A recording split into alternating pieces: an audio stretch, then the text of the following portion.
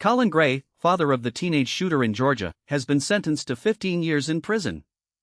The sentence was handed down Thursday in Barrow County Superior Court after a jury found Gray criminally responsible for the 2024 attack at Appalachia High School in Winder, where his 14-year-old son Colt Gray killed 4 people and injured several others. Gray was convicted in March on charges that included murder, involuntary manslaughter, and multiple counts of reckless conduct.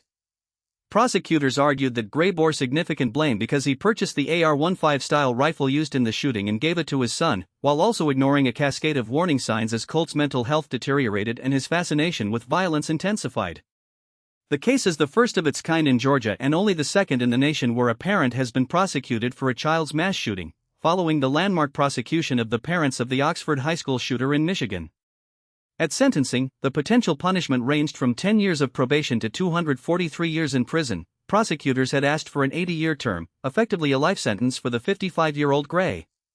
Judge Nicholas Prim acknowledged that Gray did not plan the attack and was not aware of his son's specific intentions, but he emphasized that Gray's failure to act allowed the tragedy to unfold. The judge told Gray, "You were convicted because the warning lights were flashing brighter and brighter and you didn't get him help and you didn't remove his access to the guns." He added, "It is clear you failed as a parent," describing a chaotic household where Colt was frequently absent from school, missed his entire 8th grade year, and sank deeper into a violent obsession. "You did not provide a stable household," the judge said. "He fell deeper and deeper into this obsession when he should have been in school." District Attorney Brad Smith said the sentence sends a message that must resonate far beyond the Atlanta suburb. Smith told reporters, "People need to understand that this is a phenomenon going through our society, and do not take these things lightly. These kids are not in a position where they are able to make rational decisions when it comes to things like firearms, and we need, as a society, to step up and realize who should and who should not have access to them."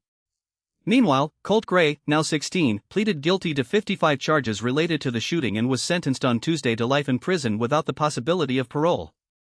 Legal observers say the case signals a growing willingness to hold parents accountable when their negligence contributes to gun violence. The story was reported by Rick Rojas in Atlanta and Johnny Kaufman in Winder for the New York Times. Thank you for listening.